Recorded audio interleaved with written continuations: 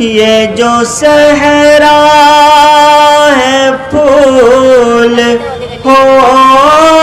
جائے،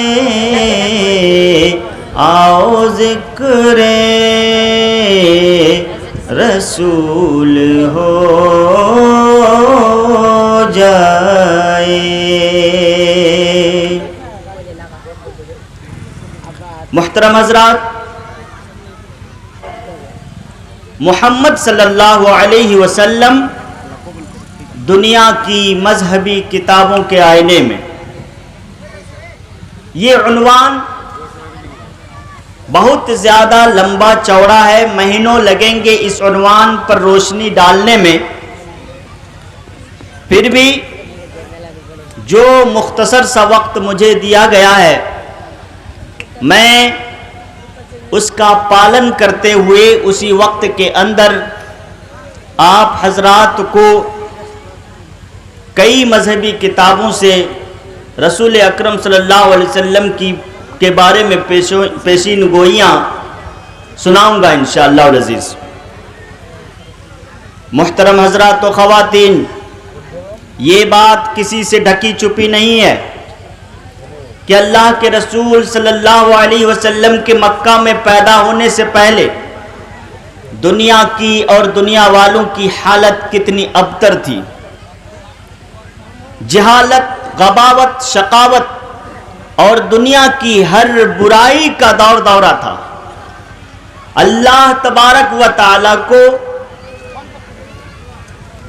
انسانوں پر رحم آیا اور پھر اس نے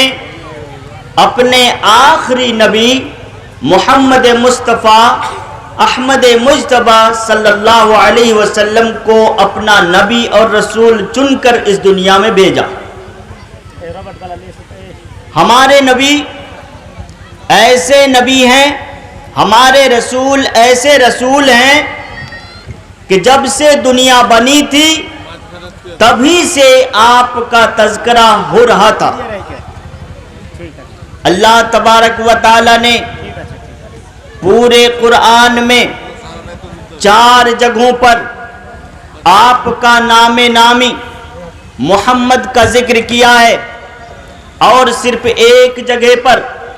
اللہ تبارک و تعالی نے احمد کا لفظ استعمال کیا ہے۔ آپ حضرات جانتے ہوں گے کہ محمد رکھا ہوا نام آپ کے دادا عبد المطلب کا تھا،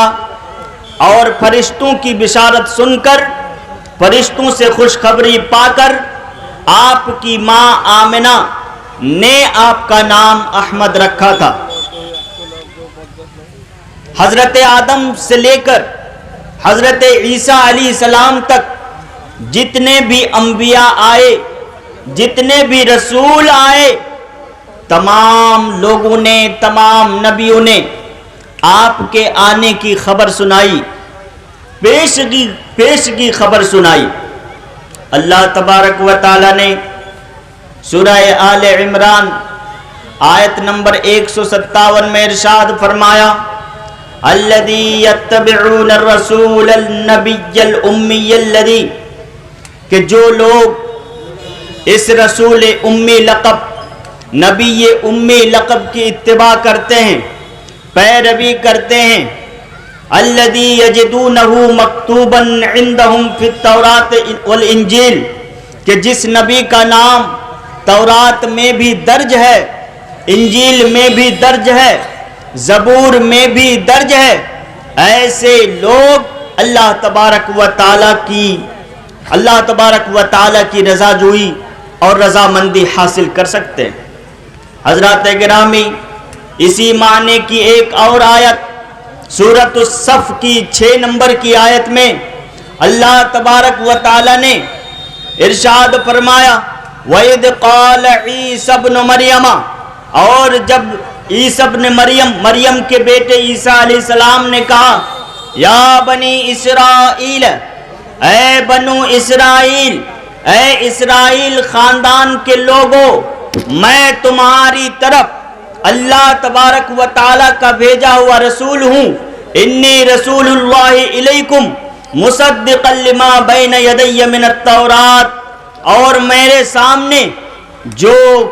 تورات کا جو بھی حصہ بچا ہوا ہے یا تورات جیسی بھی ہے اس کی میں تصدیق کرنے والا ہوں۔ وَمُبَشِّرًا بِرَسُولٍ يَأْتِي مِن بَعْدِهِ اسْمُهُ أَحْمَدُ،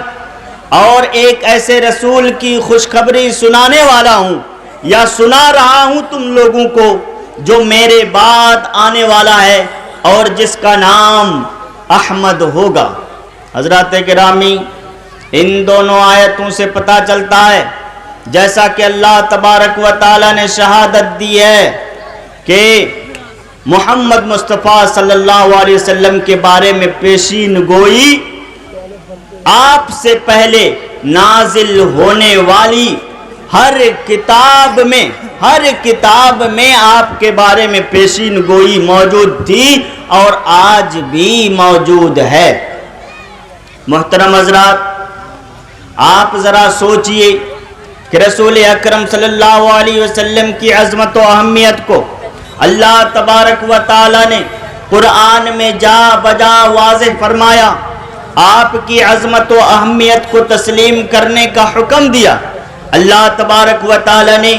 سورہ آل عمران آیت نمبر 144 میں، سورۃ الاحزاب آیت نمبر 56 میں، سورہ محمد آیت نمبر 2 میں اور سورۃ الفتح آیت نمبر 29 میں، ان تمام آیتوں میں اللہ تبارک و تعالی نے آپ کی عظمت اور اہمیت کو بیان کیا ہے۔ حضرات گرامی، انبیاء بہت سارے آئے، رسول بہت سارے آئے، لیکن ایسا نبی کوئی نہیں آیا جس کا تذکرہ تورات میں ہو، جس کا تذکرہ انجیل میں ہو، جس کا تذکرہ زبور میں ہو، جس کا تذکرہ زردشتی مذہب میں ہو، جس کا تذکرہ جین مذہب کی کتابوں میں ہو، جس کا تذکرہ بودھ مذہب کی کتابوں میں ہو، جس کا تذکرہ ویدوں میں ہو، جس کا تذکرہ اپنشدوں میں ہو، جس کا تذکرہ پرانوں میں ہو، جس کا تذکرہ سنہتاؤں میں ہو۔ ایسا کوئی نبی نہیں آیا۔ بڑے ہی خوش نصیب ہیں وہ لوگ جو اللہ کے رسول محمد مصطفیٰ صلی اللہ علیہ وسلم کے پیروکار ہوئے۔ بڑے ہی خوش بخت ہیں وہ لوگ جنہوں نے آپ کے قدموں تلے اپنی زندگی نثار کر دی، نچھاور کر دی۔ بڑے خوش نصیب ہیں وہ لوگ جنہوں نے سنت نبویہ علیہ الصلاۃ والسلام علی صاحبہ الصلاۃ والسلام پر زندگی نثار کر دی، کیونکہ میں نے کہا کہ انبیاء تو بہت آئے لیکن محمد سا کوئی نہیں آیا۔ انبیاء تو بہت آئے لیکن آمنہ کے لال کے جیسا کوئی نہیں آیا۔